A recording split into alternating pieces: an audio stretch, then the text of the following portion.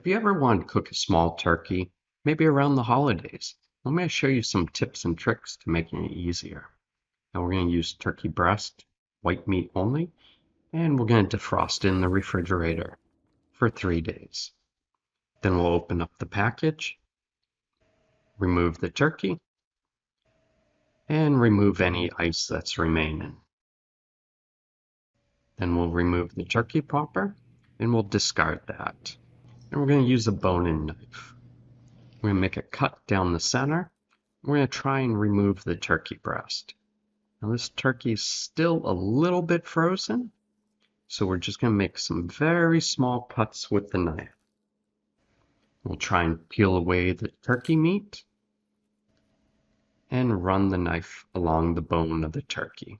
Sometimes you have to flip the knife upside down with upward cut, and then run the knife along the bone of the turkey and remove the breast completely. And then do the same to the other side. Once you've done that, then the turkey carcass. To make it easier to deal with, we'll try and cut it up. So we'll make a cut in the side here. We'll do the same to the other side, and we'll try and pull it apart. And we'll cut it in the middle. And we'll put it onto a sheet pan. And we'll cut up some celery. And we're going to add the celery to the turkey bones, and we'll cut up some carrots. Then we'll cut up some onion. And then we'll season the turkey bones with some kosher salt, some black pepper, and we'll place it in the oven at 450 degrees for about an hour. Okay, then we'll season the turkey breast with kosher salt, cracked black pepper, onion powder, granulated garlic, thyme, parsley flake,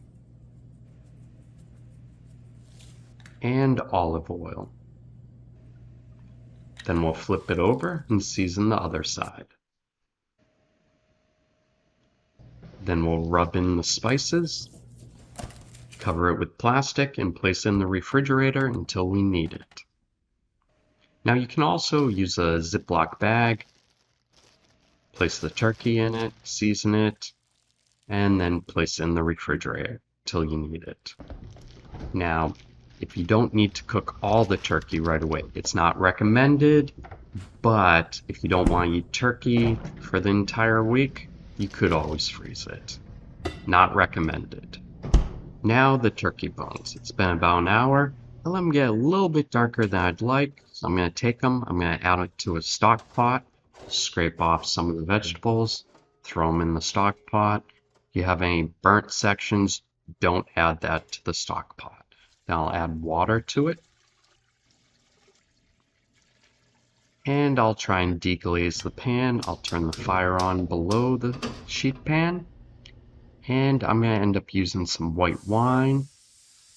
I'll remove some of the fond by scraping it.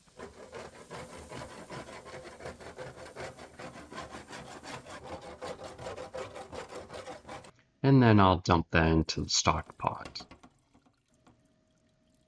Now I'll allow that to cook. I'll turn the flame down low. And when you're ready to cook the turkey, heat up a pan real hot. Add the turkey breast, skin side down first, and then flip it over. Once you flip it, then you can add it to the oven.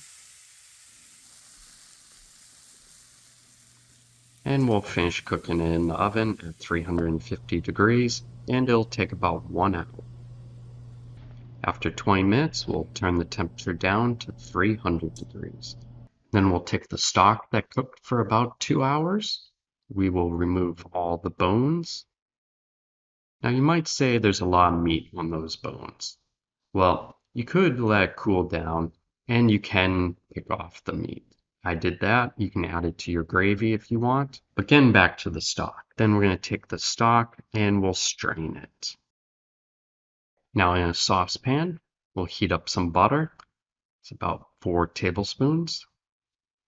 And we'll melt it and we'll add about a half cup of flour. We want it to look like wet sand. And we'll continue to cook it until it gets a little brown. Then we'll add a cup of stock and we'll stir it. Now we're going to be able to add about 5 or 6 cups of this stock, but you want to add them 1 cup at a time and you want to stir it. And this will prevent the gravy from getting lumpy. You can switch to a whisk. But every so often go back to a spoon to get the edges.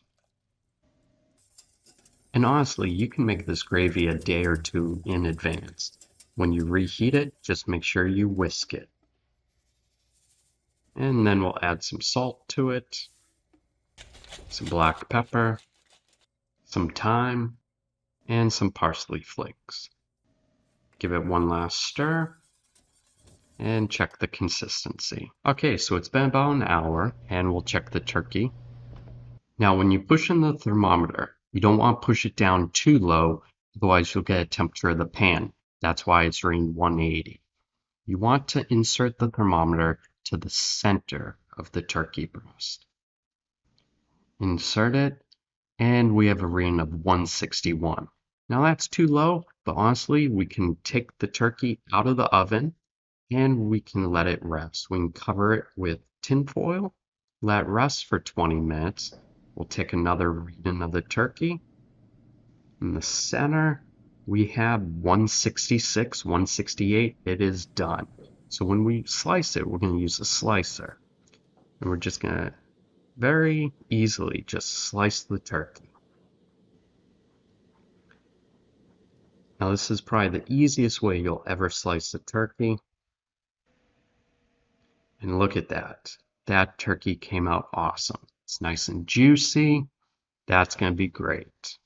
Well, I hope you enjoyed my video. If you did, think about subscribing to my YouTube channel.